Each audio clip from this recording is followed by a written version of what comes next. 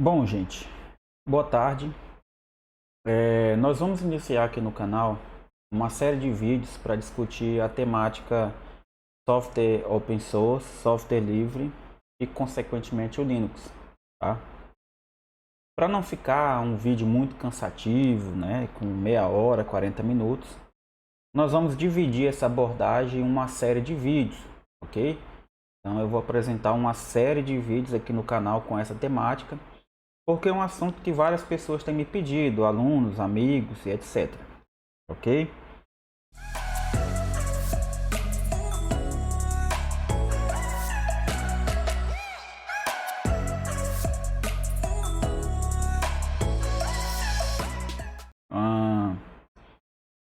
Eu vou começar, tá? Para a gente chegar no assunto Linux, por que usar Linux, quais as vantagens de utilizar Linux ou de migrar para um sistema operacional Linux.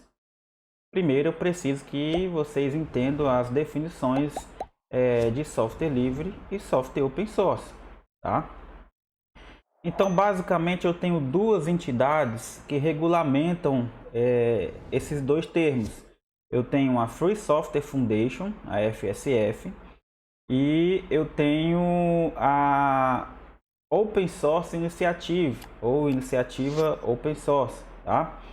Que é a OSI, ou OSI, ok? Então vamos lá. O termo software livre, segundo a FSF, ou a Free Software Foundation, trata-se de uma liberdade do usuário e trata-se de afirmar que essa liberdade não tem preço. Então, basicamente, a FSF defende 4 liberdades essenciais e ela não abre mão dessas 4 liberdades. Tá? A primeira delas, a liberdade de se executar um programa da forma que se acha melhor.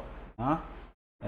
Não interessa o que você vai fazer, como você vai fazer, é a liberdade de executar esse programa.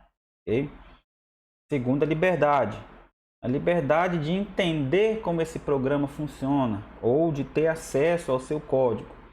E é justamente por essa liberdade que se confunde muito os dois termos, acham que são necessariamente a mesma coisa. Muito embora os dois termos, software livre e open source, estejam intimamente ligados, tá? Os dois termos não significam a mesma coisa, ok? Terceira liberdade, a liberdade de redistribuir cópias com a finalidade de ajudar o próximo. Então eu tive acesso a um software livre, eu posso entender que eu tenho algum colega, algum amigo que tem a mesma necessidade que eu e apresente e distribua esse software para ele. Okay? Então essa é a terceira liberdade defendida pela FSF. E a quarta liberdade é a liberdade de distribuir cópias de suas versões modificadas de qualquer software. Se entende-se que o usuário ele tem um direito, a liberdade de entender como o software funciona e acessar o seu código, obviamente tem que se garantir também a liberdade de as modificações que ele fizer nesse código e ele tenha o direito, a liberdade de redistribuir esse software modificado, né, na medida que achar necessário ou pertinente. Okay? Então são as 4 liberdades que a Free Software Foundation defende, que ela não abre mão. E aí em 85, olha só quantos anos isso já vem sendo discutido. Richard Stallman, tá, era um programador lá do MIT, funda o que a gente conhece hoje como a Free Software Foundation, a FSF, e lança o Manifesto GNU. Observem bem que o Manifesto GNU, lá na frente, ele vai ser responsável, tá, por iniciar, né, ou fomentar a criação do que a gente conhece hoje como Linux, na época denominado GNU Linux. Okay? Mas isso é um assunto para os próximos vídeos, a gente não vai discutir isso agora. Tá? Então, esse Manifesto GNU apresentava as ideias por trás do projeto, né, do Richard Stallman e convidava outros programadores para participar desse projeto dele. E para garantir né, que os ideais da Free Software Foundation permanecessem, tivessem amparo jurídico, as ferramentas GNU, né, eram produzidas sob uma licença especial chamada General Public License ou licença GPL, tá? E aí hoje a gente tem um termo que derivou dessas licenças, que é o copyleft, tá? Eu tenho copyright, que são os direitos autorais de um software desenvolvido por uma empresa qualquer. E aí criou-se, né, em contrapartida, fazendo aí uma cômica com o termo copyright, tá?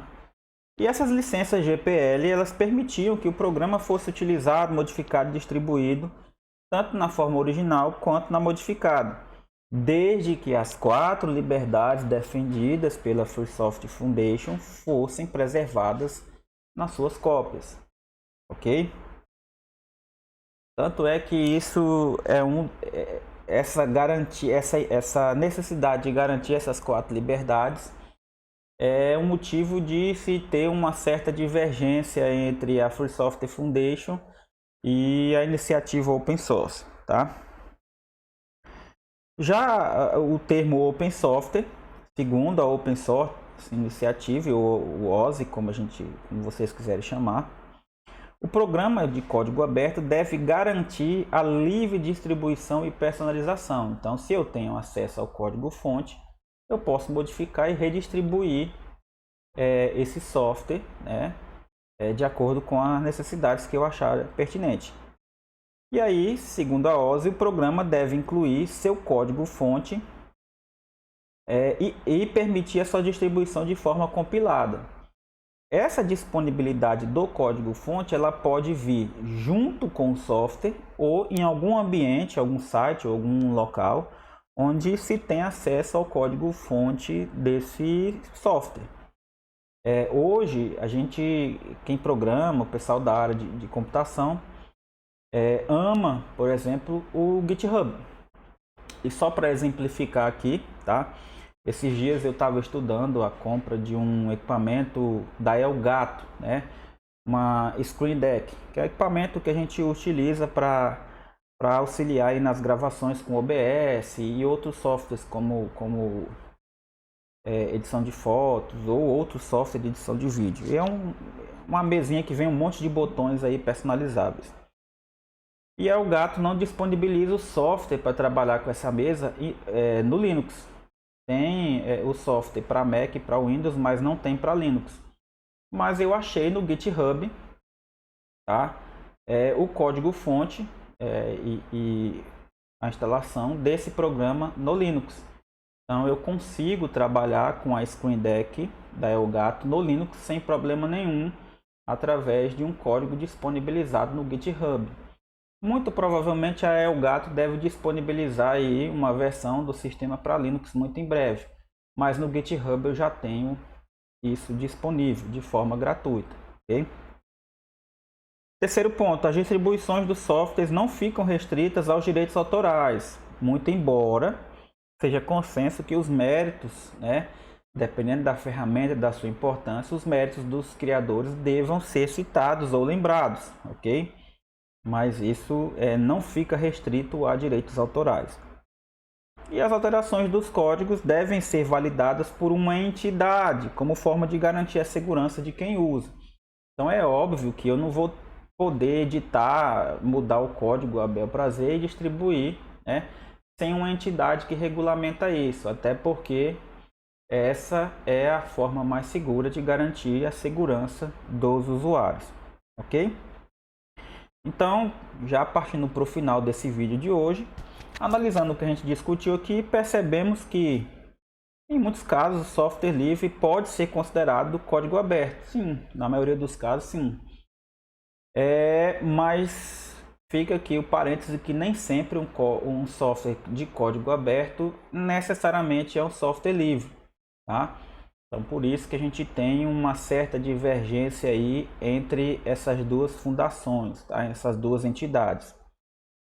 Por exemplo, a diferença é que a OSI, né, a Open Source Initiative, tem uma certa tolerância em relação às iniciativas de softwares disponibilizados no mercado. Por exemplo, eu tenho Microsoft e Oracle, que pegam softwares de código aberto, modificam, alteram e disponibilizam em forma de softwares proprietários, né? Então a Microsoft tem inúmeras ferramentas feitas dessa forma. A Oracle tem, por exemplo, o SQL, que era um sistema, uma linguagem, né, de código aberto, e a Oracle lançou uma MySQL gratuito para usuários, mas tem a versão paga com uma capacidade de produção de banco de dados muito superior ao MySQL, que é gratuito. Tem outras soluções aí, tá? Então essas duas gigantes podem e fazem, né, desenvolvem soluções de código aberto utilizando suas próprias licenças, tá? Mas nem sempre elas respeitam os critérios defendidos pela Free Software Foundation, tá? Então é provável que a Free Software Foundation tenha uma certa resistência com esses tipos de situações citadas aí, como o exemplo que eu dei da Microsoft e da Oracle. E isso no decorrer dos anos tem causado, não briga, né? Não estou dizendo briga, são duas entidades importantíssimas aí para quem defende a camisa do software livre de código aberto, mas em alguns pontos elas divergem, ok? Então esse vídeo fica por aqui. Eu tenho alguns exemplos, tá, de softwares de código aberto, Linux e Android. Eu deixei aqui com asterisco porque não é o Linux que é código aberto, não é o Android que é código aberto. Sistemas operacionais, eles têm o que a gente chama de kernel, que é o núcleo do sistema operacional, e esse sim, esse kernel Linux, ele é de código aberto, tá? Então ele pode ser modificado e distribuído de outras formas. E aí a gente tem, por exemplo, várias distribuições Linux onde utilizam um kernel personalizado, mas eu tenho interfaces gráficas com o usuário diferentes, uma gama. Tem XFCE, tem KDE, tem GNOME, tem Cinnamon, sei lá, tem inúmeros, tá? E o kernel do Android também é um kernel de código aberto. Entretanto, a Google personalizou, mudou algumas atribuições e lançou o sistema operacional Android que todo mundo utiliza aí nos dias de hoje. Eu tenho o LibreOffice, que é código aberto, tenho o Firefox, o Moodle, que muitos de vocês utilizam aí como plataforma de ensino remoto, principalmente nessa época de pandemia.